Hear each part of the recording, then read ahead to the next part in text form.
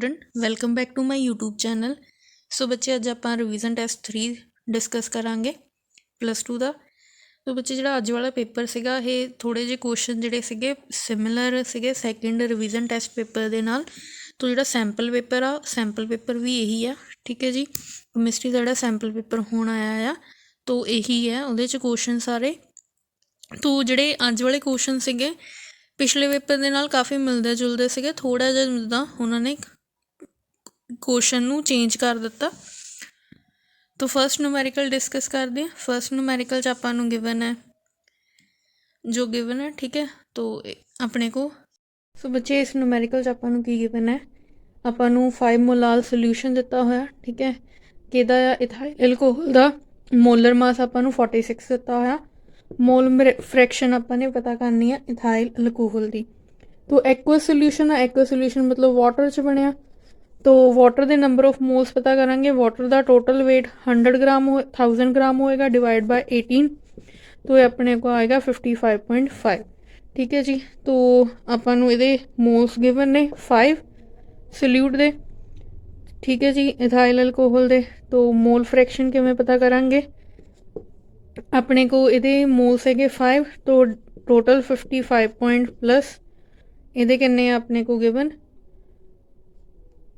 5.55.5 आ गए, इहदे गिवन है 5। तो नंबर ऑफ मोल्स सल्यूट दे डिवाइड बाय टोटल, तो दैट मीन 60.5। तो इनू जो आप सॉल्व करांगे, इनू सॉल्व करन दे अपने को आंसर आ रहा 0.082, ठीक है जी। आफ्टर सॉल्विंग अपने को आंसर आया 0.082। इन केस ऑफ सेकेंड, तो सेकेंड न्यूमैरिकल सॉल्व करते हैं। सेकेंड न्यूमैरिकल च आपां नूं गिवन है के बी गिवन है, डबल्यू भी गिवन है मतलब सल्यूट का वेट, सॉल्वेंट का वेट, डेल्टा टी भी जिन्ना एलीवेशन होया बॉइलिंग पॉइंट वो भी गिवन है। तो अपने मोलर मास फाइंड करना, तो फॉर्मूला अप्लाई करांगे K B into W V into 1000 divide by M B into W A. तो एम बी चाहिए इनू इधर ले जाते हैं, तो डेल्टा टी बी, ठीक है जी। तो के बी इज़ 0.52 इंटू अपन गिवन है 12.5 इंटू 1000 डिवाइड बाय कितना आया delta T B is 0.80 into जिहड़ा उहदा 185। तो जो तुसीं इनू सॉल्व करोगे मोलर मास आएगा 43.9 gram per mole. After solving second numerical अपने को आंसर आया 43.92। Now third question, when acetone and chloroform are mix together hydrogen bond बन गए। तो जो मिक्स किया, मिक्स करने तो बाद हाइड्रोजन बॉन्ड बने, मतलब इंट्रैक्शन जड़ियाँ वो स्ट्रोंग हो गई। अगर इंट्रैक्शन स्ट्रोंग हो गई तो जिहड़ा आ अपने को यह आइडियल सोल्यूशन तो रहा नहीं, ठीक है। तो इंट्रैक्शन स्ट्रोंग हुई मतलब वेपर प्रैशर वध गया, वेपर प्रैशर वधिया तो मतलब पॉजिटिव डिवीएशन आई। Next at specific composition sprinkling of salt help in clearing the snow covered roads in hill. तो मतलब जी स्नो आ वो मैल्ट होगी जल्दी, ठीक है जी। तो मैल्ट होने का मतलब की आ, उहदा मैल्टिंग पॉइंट जिहड़ा उहदा फ्रीजिंग पॉइंट आ वो घट गया, ठीक है। तो पहला जिहड़ा नॉर्मल फ्रीजिंग पॉइंट ते उन्हें फ्रीज जिथे वो मैल्ट होंदी आ वो अलग सीगा, बट सॉल्ट पाउण नाल की हो गया, इहो जिहा सल्यूट ऐड किया आपां ने, सल्यूट ऐड करन नाल की होया उहदे फ्रीजिंग पॉइंट च डिप्रैशन आ गया, जिहदे करके रोड ईजीली क्लीयर हो गया। तो नैक्सट न्यूमैरिकल डिस्कस करते हैं।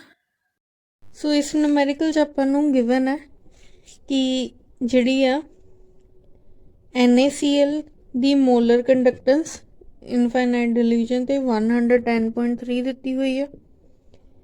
AgNO3 दी आपां दिती हुई है 1116.5 और AgCl दी आपां नूं दिती हुई है 121.6। तो NaNO3 दी फाइंड करनी, तो इनू फर्स्ट मान लेंगे, इनू सैकेंड मान लेंगे, इनू थर्ड मान लेंगे। फर्स्ट सैकेंड नूं ऐड कर देंगे, उन्होंने आपां घटा देंगे, माइनस कर देंगे थर्ड चो, ठीक है जी। तो NaCl मतलब प्लस माइनस प्लस ऐड किया AgNO3 च प्लस माइनस माइनस किया AgCl चो प्लस माइनस। तो इत्थे प्लस का इत्थे ये माइनस हो गया कैंसल, इत्थे ये माइनस का सॉरी प्लस का अगे, इत्थे ये माइनस का कैंसल, बचा कि NaNO3 बन गया। तो NaCl की कितनी गिवन आपां नूं, NaCl की आपां नूं गिवन हैगी आ concentration that is 110 sorry molar conductance 0.3, इनू आपां ने ऐड किया 116.5 चो माइनस किया 121.6 चो, तो अपना आंसर आया 105.2 इज दी आंसर। जो सॉल्व किया तो आंसर आया 105.2। Which of the following statement is wrong about galvanic cell. Galvanic cell च कैथोड जी होंगी पॉजिटिवली चार्ज होंगी है, एनोड नैगेटिवली चार्ज। तो एनोड अगर नैगेटिवली चार्ज आ तो ये रिडक्शन होनी चाहिए, आप सॉरी ऑक्सीडेशन होनी चाहिए है, तो wrong is reduction take place at anode. तो नैक्सट क्वेश्चन आपां नूं गिवन है specific conductance of this cell, ठीक है, N बाय उहदा कंसनट्रेशन दिती हुई है आपां नूं N/10, तो आपां नूं चाहीदा आ उहदा सैल कॉन्सटेंट, रजिस्टेंस गिवन है, तो फॉर्मूला हुंदा आ, फॉर्मूला इज जिहड़ी cell constant is equal to sorry conductivity is equal to cell constant, ठीक है जी, डिवाइड बाय रजिस्टेंस। तो आपां नूं की चाहिदा सैल कॉन्सटेंट, रजिस्टेंस गिवन है, तो इत्थे कंडक्टेंस कितनी आ पॉइंट, कंडक्टिविटी 0.0112 इंटू रजिस्टेंस कितनी आ आपां नूं 55 ओम की दिती हुई है। जदों इनू सॉल्व करांगे आंसर आएगा 0.616 सेंटीमीटर इनवर्स। लैड स्टोरेज ते अपने को की हुंदा बैटरी च जिहड़ा सल्फ्यूरिक एसिड आ दैट इज रीजनरेटेड। तो magnetite is an ore of iron, तो Fe3O4। तो next question in the froth flotation process ore particle float because their surface is not easily wetted by water that's why they float on the surface. अगर जिहड़ा water आ क्योंकि ये oil हुंदा तो completely mix नहीं हो पांदियां, तो जिहदे करके की है ये सरफेस ते फ्लोट करन लग पैंदियां। अगर वाटर दे नाल वैट हो जांदियां तो इन्हां ने अंदर डिजोल्व हो जाना सीगा। तो next question for the reaction, तो आपां नूं स्टैप वाइज दिता होया, तो we know slow step is the rate determining step, तो आपां उहदे अकॉर्डिंग AV1 मोल आ BV1 मोल आ, तो उन्हां दी कंसनट्रेशन टर्म ते जिहड़ा रेट कॉन्सटेंट आ वो डिपेंड करेगा। तो option is rate is equal to K concentration of A and concentration of B। तो अगर आप रिएक्शन रेट इनक्रीज कर रहे विद इनक्रीज इन टैंपरेचर, तो ये नाल अगर टैंपरेचर इनक्रीज करते हैं तो एक्टिवेशन एनर्जी अगर इनक्रीज होंदी है तो रेट डिक्रीज होना चाहिए, क्योंकि एक्टिवेशन एनर्जी तो आपां नूं घट चाहिए है। तो यदा आंसर है कि kinetic energy of the product molecules जिहड़ी आ वो इनक्रीज करेगी, जिहदे करके जिहड़े आ ज़्यादा नंबर ऑफ अपने को बनणगे प्रोडक्ट, ठीक है जी। तो option is B। Which one is correct, तो लास्ट भी आया सीगा क्वेश्चन मतलब लास्ट पेपर च, तो करैक्ट इज़ कि अपने को जिहड़ा आ EA is the active energy of activation. तो नैक्सट जिहड़ा आपां सॉल्व करते हैं ये क्वेश्चन। तो इस क्वेश्चन च आपां नूं की गिवन आ, उन्होंने कहा कि रेट कॉन्सटेंट आ वो जिहड़ा आ डबल हो चुका, तो डबल मतलब log K2 divide by K1 is 2। तो पहला फार्मूला लिख लें, log K2 divide by K1 is equal to EA, ठीक है जी। 2.303 R is the gas constant, 1/T1 minus 1/T2। तो T1 इत्थे 27 डिग्री सैल्सीयस आ, इनू आपां चेंज करांगे कैलविन च, तो ये अपने को आएगा 300। T2 आपां नूं गिवन है 37 डिग्री सैल्सीयस, तो इनू कैलविन च चेंज करांगे तो 310 कैलविन। तो R अपने को इत्थे रेट कॉन्सटेंट आ, तो आता 2 आ गया। EA चाहिदा आ 2.303 log 2 ਦੀ ਵੈਲਿਊ ਹੁੰਦੀ ਆ 0.3010। ਠੀਕ ਹੈ ਜੀ, ਤੋ ਇੱਥੇ ਇਹਨੂੰ ਲਿਖ ਲੈਂਦੇ ਆ 0.3010। ਠੀਕ ਹੈ, EA ਚਾਹੀਦਾ 2.303 ਇੰਟੂ ਜਿਹੜਾ 8.314। ਠੀਕ ਹੈ ਜੀ, ਤੋ 1/T1 ਇਜ਼ 300 ਮਾਈਨਸ 310। ਤੋ ਜਦੋਂ ਇਹਨੂੰ ਆਪਾਂ ਸੋਲਵ ਕਰਾਂਗੇ ਤਾਂ ਆਪਣੇ ਕੋ ਆਏਗਾ ਇੱਥੇ 310 ਮਾਈਨਸ 300 ਇੰਟੂ 300 ਇੰਟੂ 310। ਠੀਕ ਹੈ ਜੀ, ਤੋ EA ਚਾਹੀਦਾ, ਇਹਨੂੰ ਸਾਰੀ ਟਰਮਸ ਨੂੰ ਇੱਧਰ ਲੈ ਜਾਂਦੇ ਆ 10 ਇੰਟੂ 300 ਇੰਟੂ 310 डिवाइड बाय तो multiply by 2.303 into 8.314 divide by 10। तो जो आप इनू सॉल्व करांगे तो अपने को आएगा 535985 डिवाइड बाय 10 535985। तो दिस इज इन जाउल, तो इनू किलो जाउल च कन्वर्ट करांगे मल्टीप्लाई डिवाइड बाय 1000। तो अपने को जिहड़ा आंसर है that is 53.5 is the answer. So जो आपने सॉल्व किया तो अपने को जिहड़ा आंसर आया that is 53.6 is the answer. तो नैक्सट क्वेश्चन सॉल्व करते हैं। आपां नूं इस क्वेश्चन च दिता होया टी हाफ दिता होया, टी हाफ इज 6.93 मिनट्स। ठीक है जी, तो मतलब आपां इस तो के पता कर सकते हैं, के इज 0.693 डिवाइड बाय टी। तो 0.693 डिवाइड बाय 6.93, तो अपने को आंसर आ गया 0.1। नाउ 99.9% ਲਈ फाइंड करना, तो ये लिए आपां चाहिए आ के पता लग गया तो फॉर्मूला लगाने टाइम 2.303 के लॉग 100 इज टोटल। तो 100 किन्ने परसेंट ਲਈ कंप्लीशन 99 ਲਈ। ओके जी, तो टी 2.303 के इज़ 0.1 इंटू तो आता हो गया 1, तो 1 log 1 इज़ 0। तो मतलब log 1 इत्थे ये होगी सारी टर्म आ वाली 0। log 100 is 2। ठीक है जी, तो जो तुसीं इनू सॉल्व करोगे तो अपने को जिहड़ा आंसर आएगा that is 43. After solving this answer is 46.06। ठीक है जी, सो जो आपने सॉल्व किया तो अपने को जिहड़ा आंसर आया that is 53.6 is the answer. तो नैक्सट क्वेश्चन सॉल्व करते हैं। नैक्सट क्वेश्चन डिस्कस करते हैं आपां। तो increasing order of acidic strength, तो जिहड़ी एसिडिक स्ट्रेंथ हुंदी है डाउन द ग्रुप इनक्रीज करती है। तो मतलब इनक्रीज़ क्यों करती है, क्योंकि जिहड़ा HX बॉन्ड आ ओहदी bond length down the group वधदी है।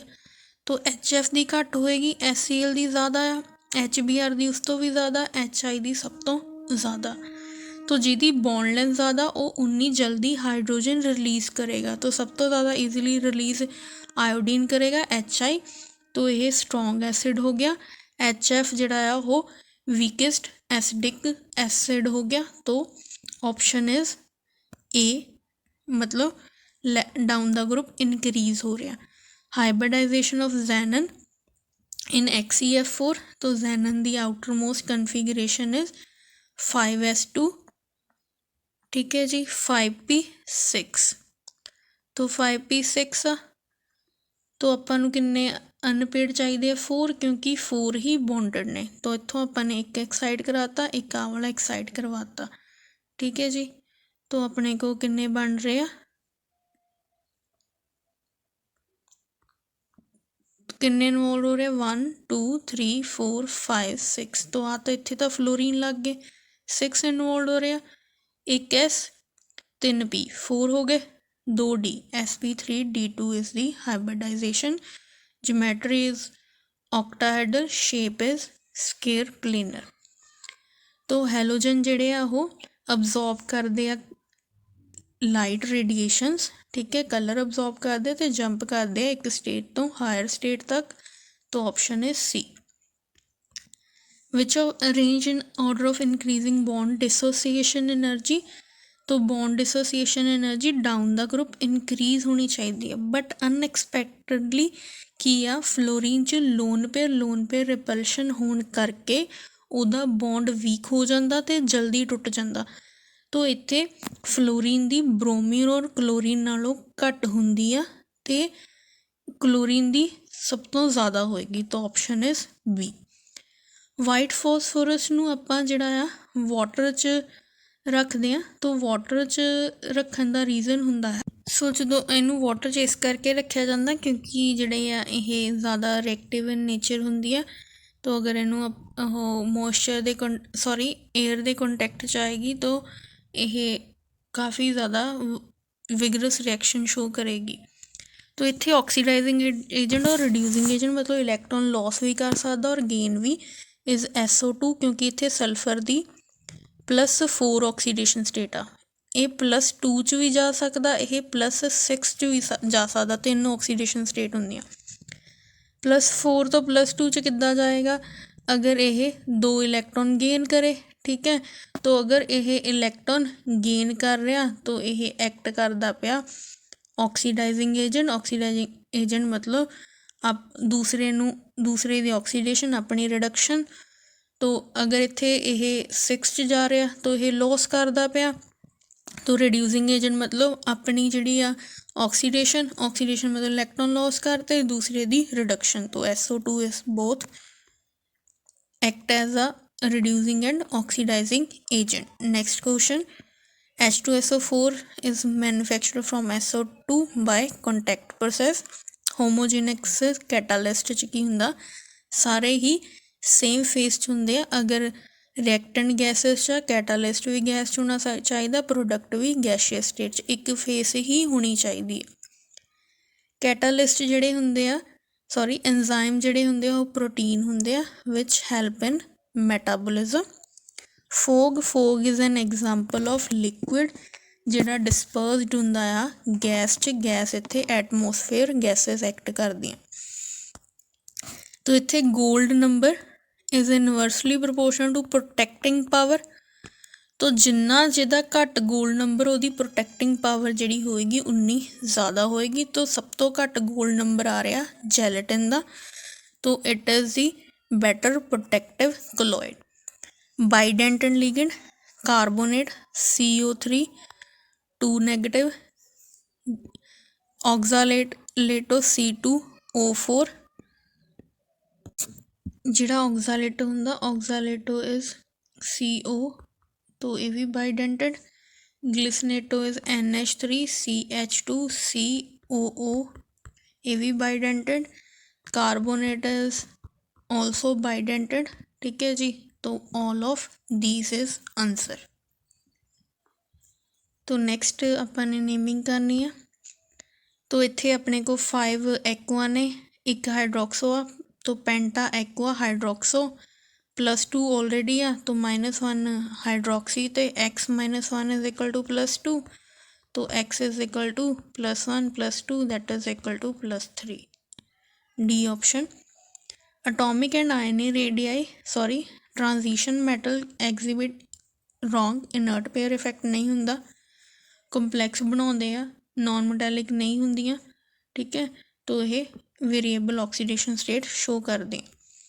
लैंथेनॉइड कंट्रैक्शन का साइज सेम क्यों लैंथेनॉइड का साइज सेम क्यों हुंदा? Due to lanthanoid contraction exhibit large number of oxidation states. तो large number of oxidation state is exhibited by manganese. तो manganese च क्योंकि 5 अनपेयर्ड इलैक्ट्रॉन हुंदे ने। Which is not considered as a transition metal mercury because it has a fully filled configuration. तो transition elements उन्होंने ही बोलते हैं जिन्हां च अनपेयर्ड इलैक्ट्रॉन प्रैजेंट होण। तो मरकरी च अनपेयर्ड इलैक्ट्रॉन नहीं होंदे, इहदे च भी 1 आ, इहदे च भी और इहदे च भी। Among the transition metals the melting point of zinc low because इन्हां च अपने को मैटैलिक बॉन्डिंग जिहड़ियां हुंदियां वो स्ट्रोंग नहीं हुंदियां। तो ये डी ऑर्बिटल फुली फिल्ड होने करके भी ये पार्टिसिपेट नहीं करते बॉन्डिंग च, ठीक है जी। तो नैक्सट वन सो नैक्सट अपने को मैगनैटिक मूवमेंट काउंट करनी है। Fe3 प्लस ਇਹ टोटल ਹੁੰਦਾ 3d6 4s2 तो 3 इलैक्ट्रॉन रिमूव करते 3d5। क्रोमियम ਹੁੰਦਾ अपने को 3d5 4s1 तो 3 इलैक्ट्रॉन गए तो 3d3। तो ये 3 अनपेड है, ये 5 आ, ये 2 आउणगे, ये 2 आउणगे। बट जो तुसीं इहनूं सॉल्व करोगे 3 प्लस 2 मतलब n प्लस 2 फॉर्मूला लगा के तो अप्रॉक्सीमेटली 3.87 आएगी क्रोमियम की। नैक्सट क्वेश्चन KMnO4 ਨੂੰ ਆਪਾਂ प्रिपेयर कर सकते हैं जो आप मैगनीज ऑक्साइड ਨੂੰ एल्कली नाल ट्रीट कराने। It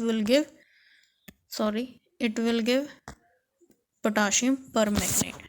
so it is the solution.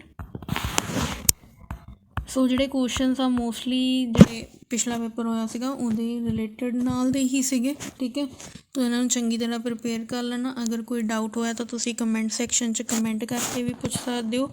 ਇਹਦਾ PDF ਤੁਹਾਨੂੰ ਜਿਹੜਾ ਟੈਲੀਗ੍ਰਾਮ 'ਤੇ ਮਿਲ ਜਾਏਗਾ। Thank you for watching. Please like share subscribe my channel. Keep supporting.